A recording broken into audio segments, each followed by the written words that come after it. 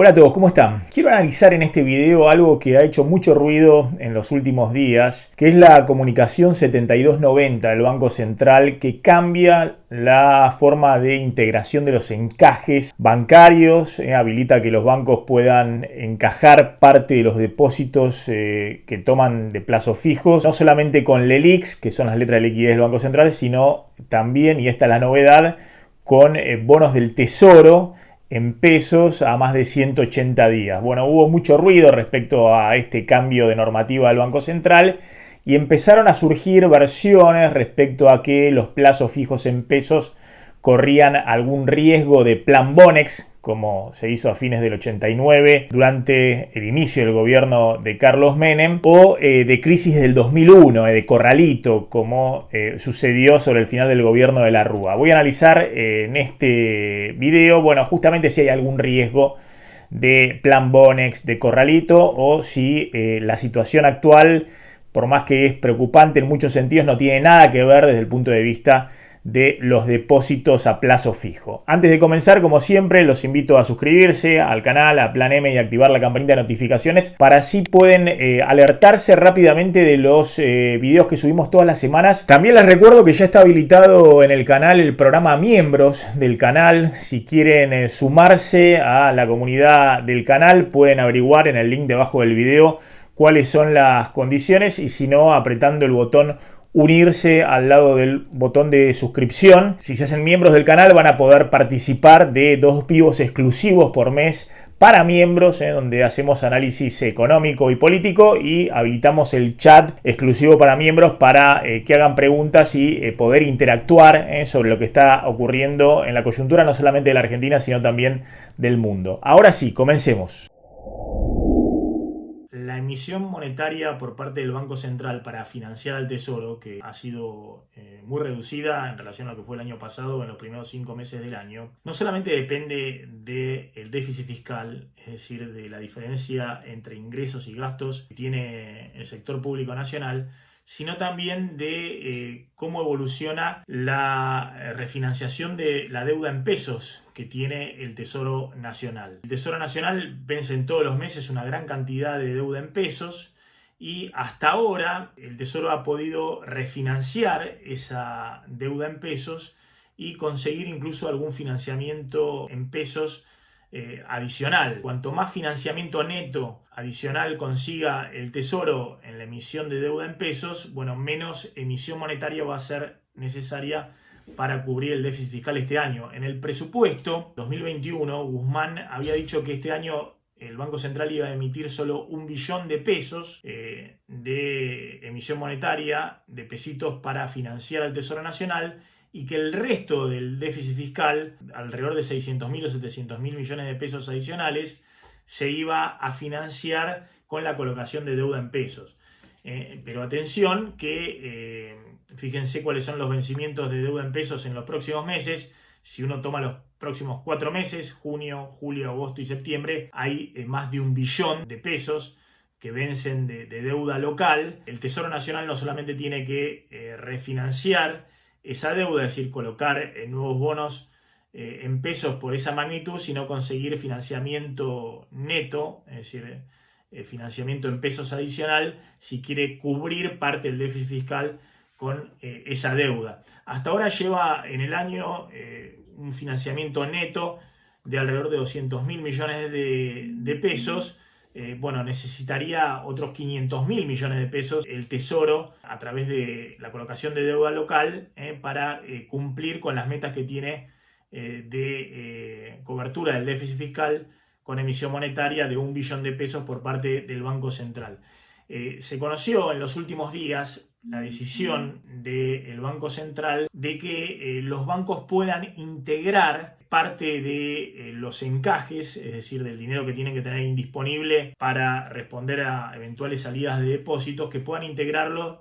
no solamente con LELIQs, como era hasta ahora, que son las letras de liquidez del Banco Central, sino también con bonos del Tesoro con vencimiento mínimo de 180 días, y que eso significa en los hechos, esa movida, que el Banco Central está abriéndole la puerta al gobierno, al Tesoro, para que pueda conseguir el financiamiento de pesos que necesita a través de la colocación de bonos en los bancos. La operatoria es muy simple de entender. Esto lleva a que los bancos se vean tentados ahora a cancelar las LELIQs que tienen en cartera, es decir, que al vencimiento de una LELIQ le piden los pesos al Banco Central. Hay alrededor de 700.000 millones de pesos del total de LELIQs que tienen los bancos, que son 2 billones de pesos, alrededor de 35-37%, 700.000 millones de pesos que los tienen como encajes bancarios. Bueno, si cancelan esos títulos, esas LELIQs, el Banco Central le da los pesos y con esos pesos los bancos compran bonos del Tesoro que después los bancos utilizan para encajarlos, es decir, para usarlos como encajes de respaldo de los depósitos. Es decir, que se le abre al Tesoro la posibilidad de colocar una mayor cantidad de deuda, no solamente para refinanciar los vencimientos de deuda en pesos, sino también para poder conseguir financiamiento neto adicional y de esa manera depender menos de la emisión monetaria del Banco Central. Bueno, toda esta ingeniería financiera lo que apunta es a tratar de mantener la estabilidad cambiaria el mayor tiempo posible, por lo menos hasta las elecciones, y si es posible después de las elecciones. Ahora, todo esto depende, más allá de si hay riesgo para los depositantes ahora, porque en el encaje no va a haber un bono que se llama la LELIQ, que es un bono del Banco Central, sino que va a haber un bono en pesos del Tesoro Nacional. Más allá de eso, porque en última instancia es todo el mismo riesgo, el Banco Central ha dicho que si hay alguna dificultad a una entidad para devolver depósitos en pesos, rápidamente le puede vender ese bono en pesos al Banco Central y el Banco Central emite pesos y le da los pesos para devolverle al depositante. Más allá de esa ingeniería financiera, está claro que todo este armado necesita un ancla de expectativas, es decir, necesita claramente que no se disparen las expectativas de devaluación, que no haya una dolarización feroz, no solamente de los fondos de inversión o de las empresas más sofisticados, sino también de los depositantes en pesos. Es decir, que no salgan todos corriendo a buscar, a protegerse al dólar en los próximos meses, previendo alguna crisis después de las elecciones. Y para eso, insistimos, es muy importante que Guzmán, el Banco Central, el gobierno, alinee la estrategia de la política económica, que no solamente espere a la reactivación económica para cuando pase la segunda ola por la reapertura de actividades o por la aceleración de la vacunación, sino que también tiene que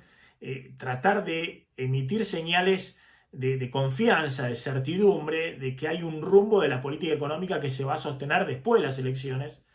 para que no se aceleren las expectativas de devaluación y la dolarización preelectoral, que, insisto, pondría en riesgo todo este armado, que lo que busca fundamentalmente es que no haya una nueva crisis cambiaria en el corto plazo y poder sostener cierta estabilidad mínima de precios, si es posible debajo del 50% mejor, de acá a las elecciones. Más allá de las advertencias que hago permanentemente respecto al escenario que viene, a los riesgos de una mayor dolarización, de disparadas de la brecha cambiaria, si no se anclan las expectativas con un acuerdo con el fondo y con un programa fiscal consistente en el tiempo, quiero hacer una diferencia importante de esto que se ha hablado en los últimos días respecto a la posibilidad de un plan Bonex, por un lado, o de un corralito al estilo de diciembre del 2001 a partir de este cambio de normativa del Banco Central. Empecemos por el tema plan Bonex. La situación es incomparable con diciembre del 89, que fue la segunda hiperinflación a poco de comenzar el gobierno de Carlos Menem. En ese año 89,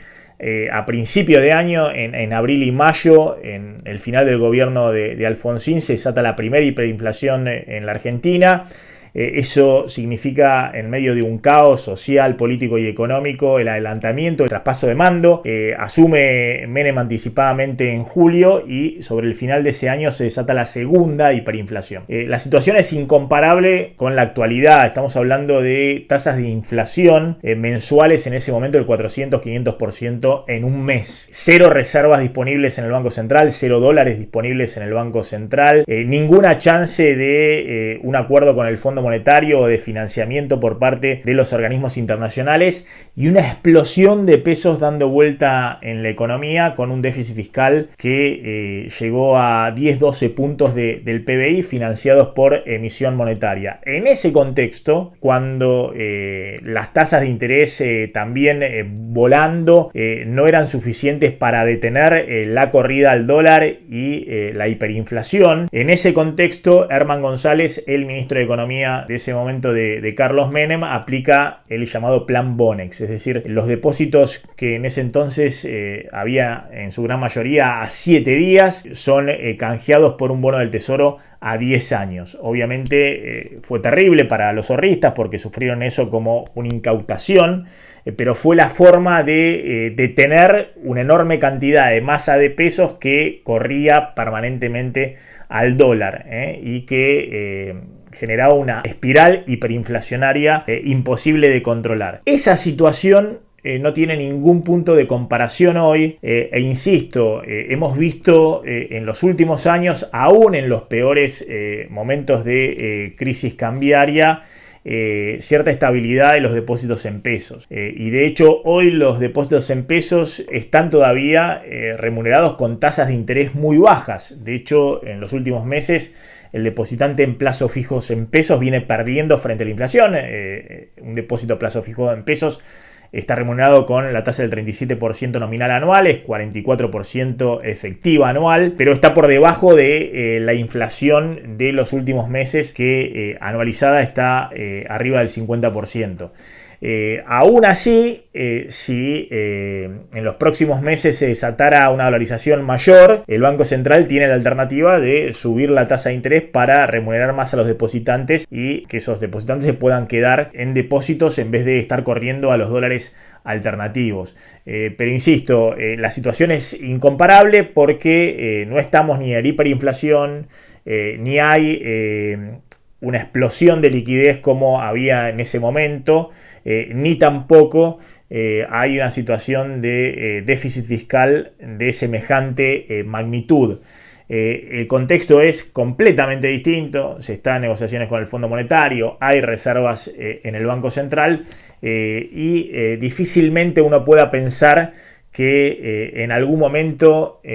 haya alguna dificultad para que un banco pueda devolver los depósitos en pesos. Y de hecho, la propia normativa del Banco Central establece que los encajes, una parte de los cuales hoy están en letras de liquidez del Banco Central, las llamadas LELIQs, y que eventualmente los bancos pueden empezar a poner en bonos del Tesoro a más de 180 días. Si en algún momento algún banco necesita devolver los depósitos en pesos, puede vender esos bonos del Tesoro al Banco Central, que emite pesos, le da los pesos al banco para devolver al depositante. El segundo escenario, el de crisis diciembre del 2001, Corralito, es todavía menos comparable con la situación actual y no tiene nada que ver con esta nueva normativa del Banco Central. La crisis del 2001 desde el punto de vista bancario fue una crisis de descalce de monedas. En ese momento los bancos tomaban depósitos en dólares y prestaban en dólares a empresas o particulares que tenían ingresos en pesos.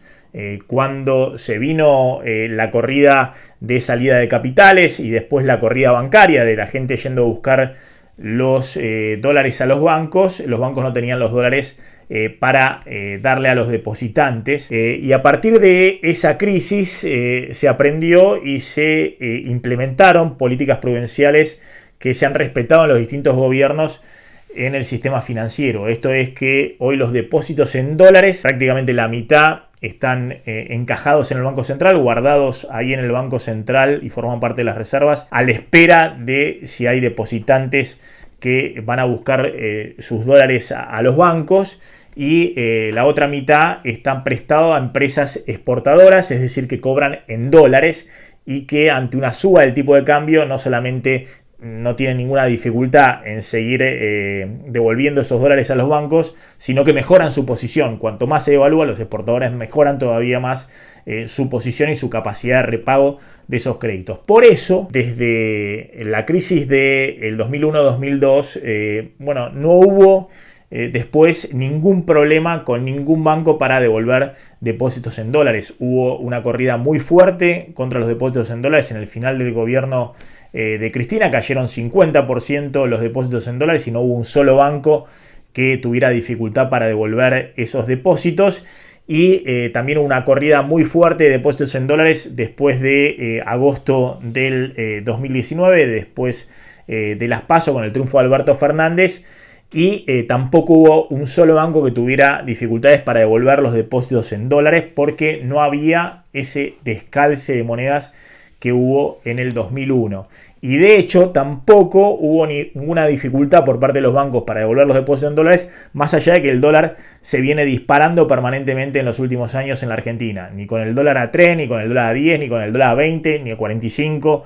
o 60. O del dólar oficial a 100 prácticamente, y con el paralelo a 160, no generó eso ningún tipo de crisis bancaria o dificultades para devolver los depósitos en dólares. En síntesis, la nueva normativa del Banco Central no creo yo que pueda significar ni un riesgo en el corto plazo de un plan Bonex como en el 89, ni tampoco, o ni mucho menos, un riesgo de corralito al estilo diciembre del 2001 para frenar la salida de los depósitos en dólares. Insisto con este punto, la situación es totalmente incomparable y no tiene nada que ver la nueva normativa del Banco Central para modificar ese escenario. Sí hay desafíos importantes para adelante que los venimos mencionando permanentemente, pero no el riesgo de devolución de los depósitos en pesos por parte de los bancos. Espero que les haya gustado este video y, como siempre, suscríbanse al canal y activen la campanita de notificaciones, y también les recuerdo el programa miembros del canal para aquellos que quieren participar de